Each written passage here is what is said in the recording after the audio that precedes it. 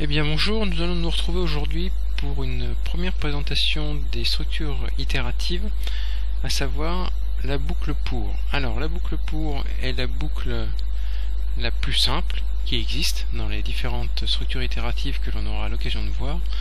Par contre c'est la plus restrictive et la plus limitée. L'idée des structures itératives, c'est très simple, c'est de faire répéter un certain nombre de fois une ou plusieurs instructions. Voilà, on parle de blocs d'instructions. La difficulté justement, c'est exactement ce que je viens de vous dire, c'est un certain nombre de fois. La boucle pour vous oblige en fait à connaître a priori le nombre de fois où vous allez exécuter votre bloc d'instructions.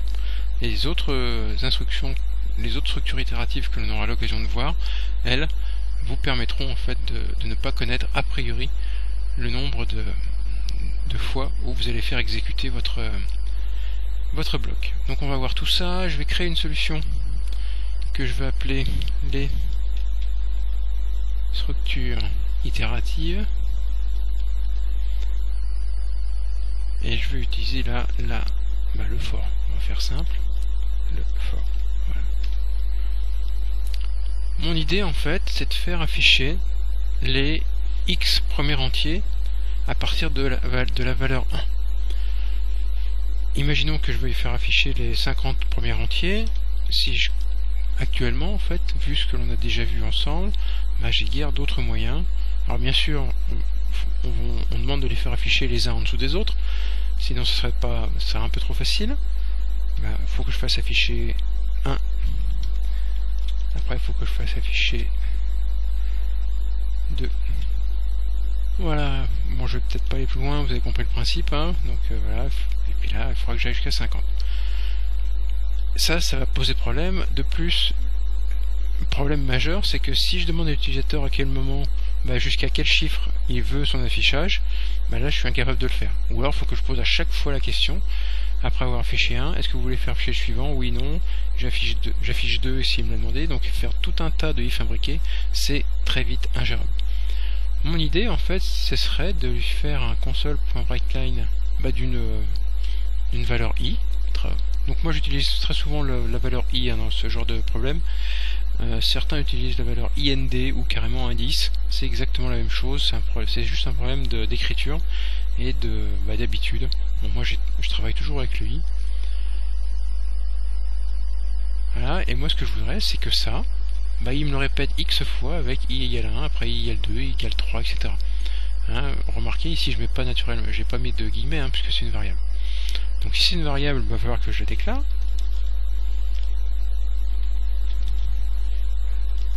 Indice de boucle. Et je vais donc lui dire que mon console.writeLine il doit aller, par exemple au départ on va faire simple, de 1 à 50. Je vais utiliser pour ça le for. Le for fonctionne avec 3 paramètres. La première, vous devez 3 paramètres qui concernent l'indice ou autre. Pour l'instant, on va se concentrer sur l'indice. Le for, donc, 3 paramètres. Le premier paramètre est l'initialisation de l'indice. Pour faire un peu plus trivial, à partir de quelle valeur on démarre. Donc, on va démarrer à i égale 1. Donc, j'initialise mon i égale 1. Donc ça je l'explique en commentaire parce que c'est pour que vous colliez bien avec la fiche que vous avez récupérée sur notre site. Donc i égale 1 c'est l'initialisation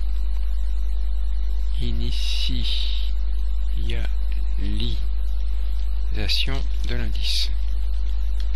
Ensuite il faut que je lise la condition que doit respecter l'indice pour que la boucle continue. Attention, j'insiste bien sur le fait que c'est quelque chose de très précis. Au niveau des termes, c'est une condition, d'accord? C'est pas une valeur, c'est une condition, et c'est la condition que doit respecter. On va dire que c'est une condition qui doit être respectée, c'est une condition qui doit être respectée pour que la boucle continue. Si vous avez travaillé en VB ou dans notre programme, souvent on vous donne dans le for ou dans le pour une valeur maximum. Ici, donc ça veut dire quelle est la condition pour que ça s'arrête. Ici, on lui donne la condition pour que ça continue. Donc moi, si je veux qu'il aille jusqu'à 50, bah, la condition, alors 50 inclus, hein, ma condition c'est i inférieur ou égal à 50. Si mon i est inférieur ou égal à 50, je vais boucler. Si mon i passe à 51, je ne bouclerai plus et je m'arrêterai. Donc là, c'est la condition pour continuer. Donc je vais l'écrire là. Donc le for s'écrit avec des points-virgules. Le troisième paramètre, c'est qu'est-ce que je fais si la condition est respectée dans ma boucle. Alors c'est pas le bloc à exécuter, hein, c'est simplement en fait ce qu'on appelle l'itérateur, c'est-à-dire qu'est-ce que je dois faire pour passer d'une itération à une autre. Si vous en mettez pas, ça marchera très très bien, sauf que vous allez passer sur ce qu'on appelle une boucle infinie, c'est-à-dire un programme qui s'arrête pas. Ici, je vais dire simplement qu'à chaque itération, bon, ça c'est quelque chose d'hyper classique, hein, c'est lisse. Là je rajoute un à i.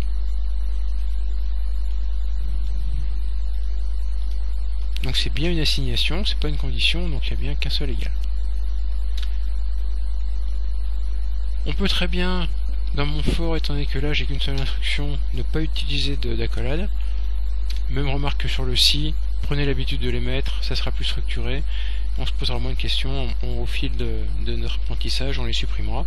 On verra comment les supprimer s'il n'y a qu'une seule ligne, mais pour l'instant on fait ça très simplement. Une petite remarque, pour l'instant il y a quelque chose que je n'ai absolument pas présenté, c'est cette écriture là, qui peut être remplacée par des écritures un peu différentes, proches du C, donc que les spécialistes du C évidemment connaissent, avec les i++, les i-, les -i, ++i, etc. Ça c'est un peu compliqué quand on n'a pas l'habitude, hein. Pour l'instant moi c'est ce genre d'écriture, c'est absolument pas ce que je cherche.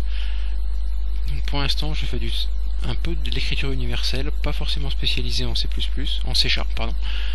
On y viendra, ne vous inquiétez pas, vous serez des spécialistes C#, je l'espère. Quand on aura fini toutes les séquences, on aura balayé tout ce qu'il faut voir, mais pour l'instant on fait du simple et de l'élémentaire.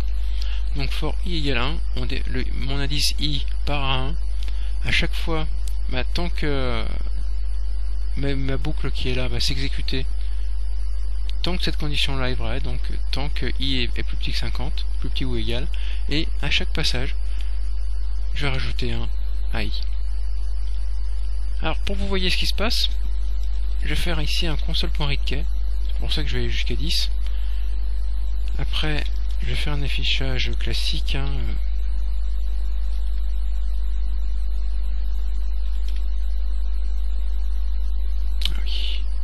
Vous voyez qu'il aime vraiment pas quand j'oublie les virgules. Donc right, appuyez sur une touche. Bon là je commande pas, il n'y a rien à dire.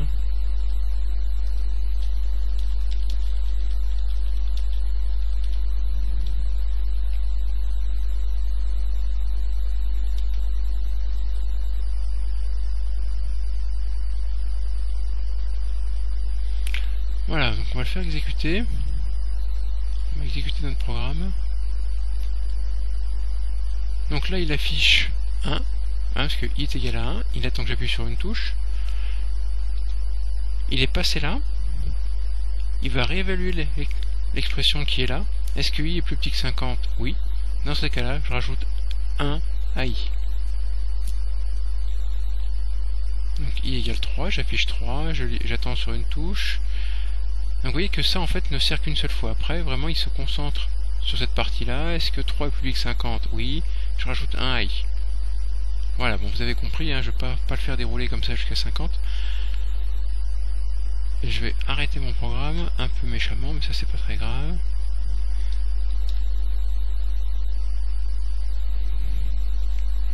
Et je vais réexécuter, vous voyez que ça va aller très très vite. Voilà. Donc avec mon escalier ici, je vois bien qu'il m'a tout affiché correctement. Il a affiché 50, il m'a sauté ma petite ligne, et il attend la touche pour terminer. quand vous, en tant qu'utilisateur, en tant que programmeur, vous lisez ça, vous savez jusqu'où on va aller. On peut légèrement complexifier, donc je vais pas en montrer plein d'exemples dans cette diapo, hein, je fais vraiment d'élémentaire là. Int fin.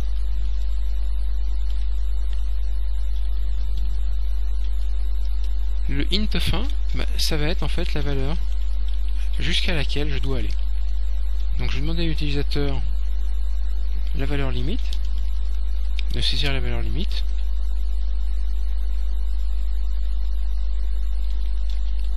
En fait pour son affichage.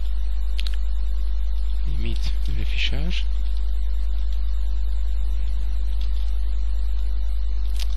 Et donc je vais faire un fin égale convert to int 16 de donc le console.readline. Voilà. Et maintenant, au lieu d'aller jusqu'à 50, je vais lui dire qu'il va jusqu'à fin. Alors tout à l'heure, je vous ai dit que le for était très utile pour savoir a priori jusqu'où, si vous savez a priori jusqu'où vous allez.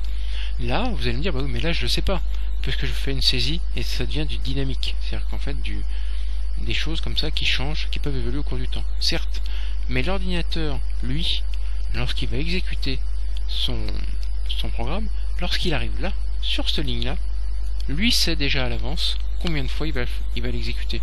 Car lui, à ce niveau-là, dans fin, il a une valeur et il sait, il peut calculer en fait le nombre de fois où il doit faire mon affichage. Vous ne le savez pas, lui il le sait. C'est dans ce sens-là que le nombre de boucles est prédéfini. D'accord? Ça aussi, petite subtilité, hein. Vous savez pas, lui il le sait.